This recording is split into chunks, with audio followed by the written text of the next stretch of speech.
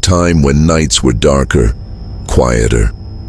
When houses creaked in the cold and silence had a way of stretching too long between the walls. There were no smartphones then, just an old landline on the wall and a television that flickered with static when the wind got bad. That year my grandfather died. He wasn't just any old man. He was the center of our home. His cane tapping down the hallway was the rhythm of our mornings. His laugh, the sound that filled our evenings. But when he passed, the house fell quiet, almost too quiet. My little sister Aisha was 6. She adored him. Every afternoon they would sit outside under the neem tree in the front yard. She'd show him her dolls, and he'd pretend they were alive, making her giggle until her face turned red. Even when he got too weak to walk, he'd sit in his old wooden chair, tapping his cane while watching her play.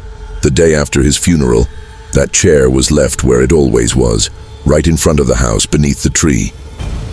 We covered it with a white cloth, but the next morning the cloth was gone. Mom said the wind must have blown it away. But when I found it, it was folded neatly on the porch, just the way Grandpa used to fold his shawl. Aisha didn't cry at the funeral. She just stared at his photo and said, "Dada will come back when I call him." Everyone thought it was just a child's way of coping until the 4th night after the burial. I woke up to a sound, faint, rhythmic. It came from outside like someone knocking a stick on the floorboards. When I peeked through the window, I saw Aisha in her nightgown, standing barefoot in the yard, giggling. The chair beside her was rocking slowly. I ran downstairs, heart pounding. When I opened the front door, the rocking stopped. Aisha turned around, her eyes wide but not scared. "What are you doing out here?" I whispered. "Playing," she said simply. "With who?" She smiled, pointing at the chair. "Dada." I looked. The chair was still, empty. "Come inside," I said sharply. "It's past midnight." She shook her head. He said I can stay. I grabbed her hand and pulled her in. The moment the door closed, I felt a sudden chill, like a breath against my neck. When I turned, there was nothing but the dark reflection of that empty chair in the window glass. The next morning, Mom scolded her for sneaking out. Aisha swore she didn't. "I was asleep," she said. "I didn't go anywhere." But that same night, at 2:23 a.m., I heard the chair again. This time, I didn't move. I stayed still in my bed and listened.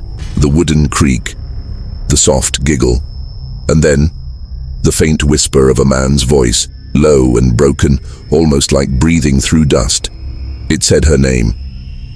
The next day, Aisha looked pale, tired. I asked if she'd had bad dreams.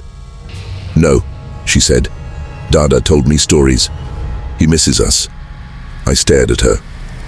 "You mean in your dream?" She shook her head. "In the yard." It was then I noticed something, a faint handprint on her shoulder, as if someone had rested their palm there. The shape was large, old. That night, I locked every door, every window. I even kept the keys in my pocket. But when I woke up, the front door was wide open.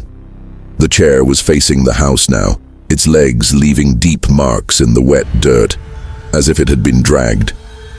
And under the tree lay Aisha's doll, the one she'd buried with Grandpa in his coffin. I couldn't breathe. When I showed it to Mom, she went pale.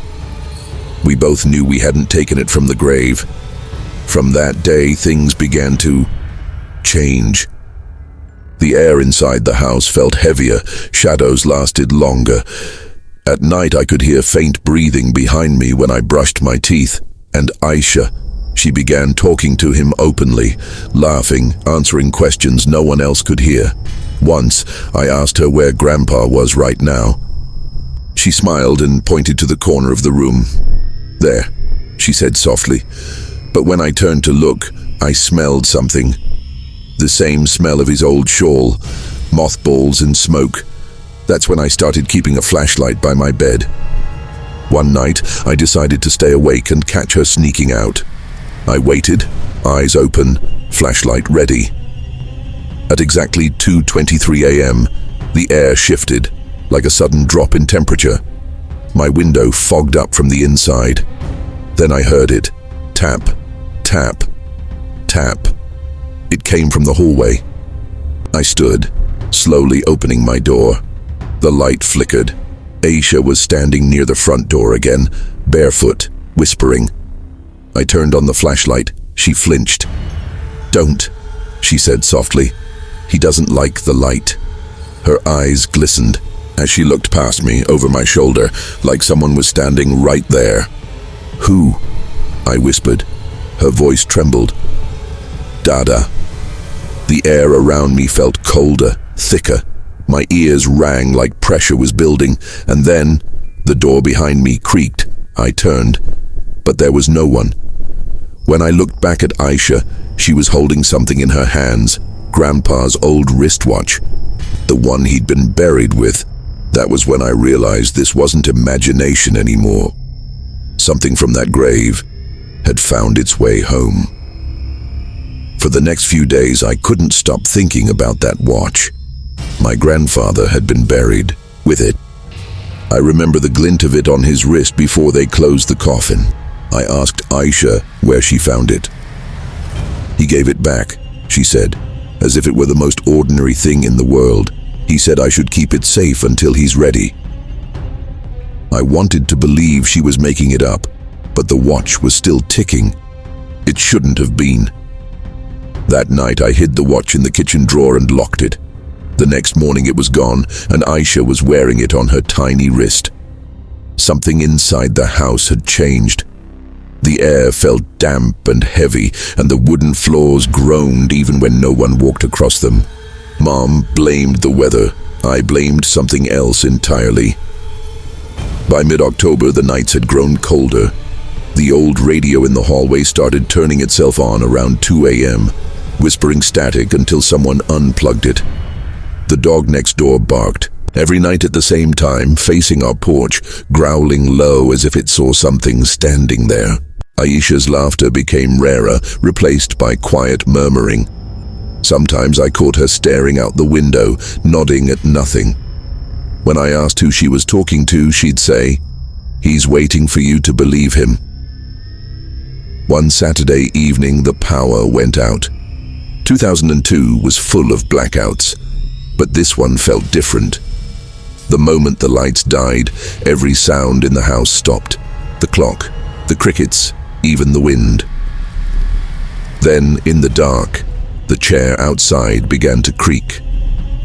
Slow, deliberate, back and forth. I lit a candle and walked to the window. The flame shivered.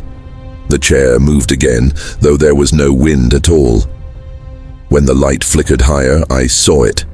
An outline sitting there. Bent shoulders. A faint gleam of something metallic around a wrist. I stumbled back, knocking the candle over. By the time I grabbed it again, the chair was empty. The next morning, I asked Aisha if she'd gone outside. She said she hadn't, but she smiled while she said it, the way people do when they're hiding something. That night, I didn't sleep. I sat in the hallway facing the front door, the flashlight ready. At 2:23 a.m., the doorknob turned. Once, twice. Then the tapping started, not from outside, but inside the walls, like something moving through them. Tap, tap, tap. Aisha's door opened by itself. She walked out, eyes half open, whispering words I couldn't understand. I reached for her, but she stopped suddenly and turned her head toward the dark end of the hall. "Dada," she said softly. "He's here." The air turned icy. My breath came out in mist. I couldn't see anything, but I could feel it, the weight of someone standing right behind me. I turned slowly, and the candle in my hand bent sideways, flame drawn toward the corner as if the darkness itself was breathing.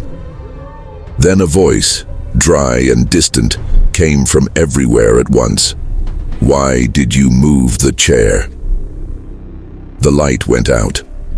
When the power came back an hour later, Aisha was asleep in her bed.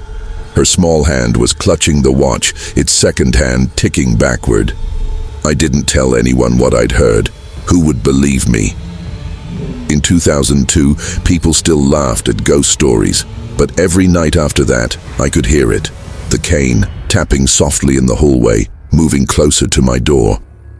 One evening, desperate to end it, I dragged the old chair into the shed. The air around it felt thick, resisting me. The moment I shut the shed door, a loud crack echoed through the yard, the sound of the chair slamming itself against the wall from inside. I ran back into the house. The lights flickered once, twice, and Aisha started screaming. When I reached her room, she was pointing at the window. "He's outside," she sobbed. "He's angry." Through the glass, I saw it. The cane tapping the porch, the faint shimmer of a shadow bent forward, watching us. I pulled her away and shut the curtains, heart pounding so loud it filled the room. The knocking stopped, but in the silence that followed, I heard it again. The whisper, calm and familiar. "Don't take me away from her." The rest of the night passed in a blur of half dreams and shadows that didn't belong. I thought it would end if we left the house, but we couldn't. Mum refused to believe anything was wrong. The final night came 3 days later. Rain hammered the roof, lightning split the sky. The clock on the wall stopped at 2:22. Aisha was asleep beside me. I prayed for morning. Then, one last tap. The window fogged from the outside. A shape leaned close, so close the glass moaned. Through the haze, I saw the faint curve of a smile, not cruel, just sad. The second hand on the watch clicked once, then stopped, and the chair outside began to rock again. Slowly, patiently, waiting. If you like the story, remember, some promises don't end with death. They linger, waiting for you to keep them.